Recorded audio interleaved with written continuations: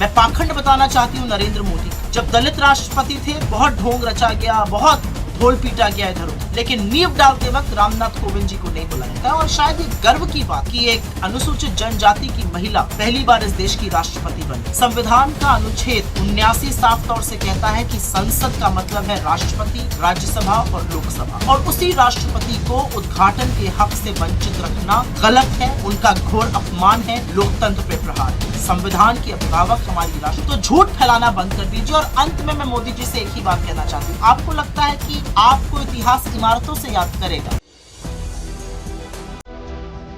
देश में नई संसद का इनॉग्रेशन होने जा रहा है। मोदी जी अपने कर कमलों से उसका उद्घाटन करेंगे और 19 पॉलिटिकल पार्टीज ने डिसाइड किया है कि इसका बहिष्कार किया जाए।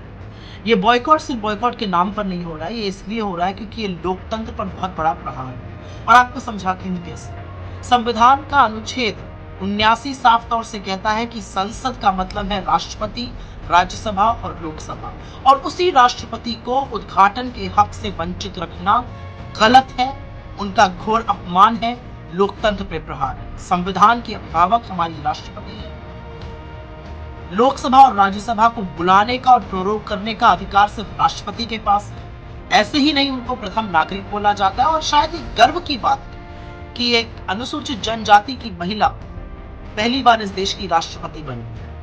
मैं पाखंड बताना चाहती हूँ नरेंद्र मोदी का।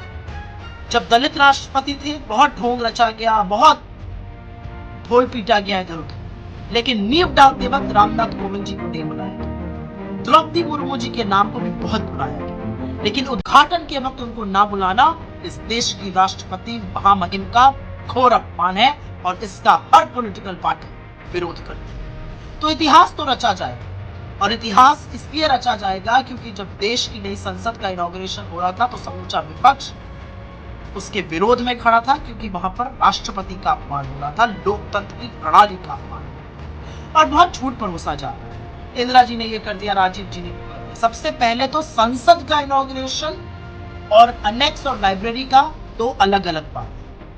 आपकी जानकारी के लिए बता दूं कि जिस अनेक्स की बात करी जा रही है उसका फाउंडेशन स्टोन बीबी गिरी राष्ट्रपति थे, उन्होंने ले किया था। इनॉग्रेशन इंदिरा जी ने। लाइब्रेरी का फाउंडेशन स्टोन राजीव जी ने ले किया था, इनॉग्रेशन के.आर. नारायण जी ने। जब एक्सटेंशन हुआ अनेक्स का तो उसका फाउंडेशन स्टोन राज्यसभा के वाइस चेयरमैन हामिद अंसारी जी ने किया, और सोमनाथ चैटर्जी जी जो लोकसभा के स्पीकर थे उसका इनॉग्रेशन नरेंद्र मोदी जी ने बतौर प्रधानमंत्री किया। नींव भी प्रधानमंत्री डालेंगे, उद्घाटन भी प्रधानमंत्री करेंगे, राष्ट्रपति को इससे दरकिनार करके। राजस्थान के विधान भवन का इनॉग्रेशन के.आर. नारायण जी ने, गुजरात के फाउंडेशन स्टोन को ले किया था तत्कालीन राष्ट्रपति नीलम संजीव रेड्डी ने, और इनॉग्रेशन किया था राज्यपाल मुखर्जी। तो झूठ फैलाना बंद कर दीजिए। और अंत में मैं मोदी जी से एक ही बात कहना चाहती हूँ, आपको लगता है कि आपको इतिहास इमारतों से याद करेगा? इतिहास इरादों को याद करता है। इरादे पता है कैसे?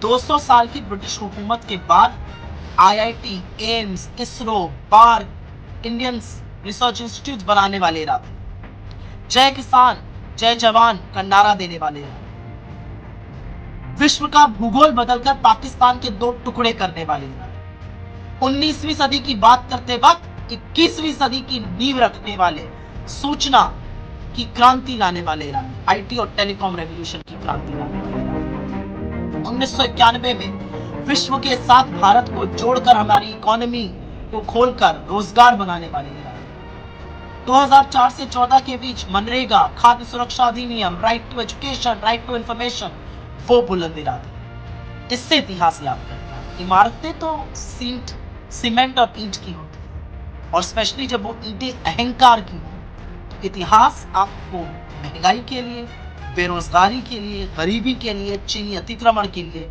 और सबसे ज्यादा अपनी मित्रता अडानी से निभाने के लिए याद करेगा। और इतिहास ये भी गवाही देगा कि जब लोकतंत्र का गला घोटा जा रहा था तो समूचा विपक्ष उसके खिलाफ खड़ा होकर उसका डटकर विरोध कर रहा था।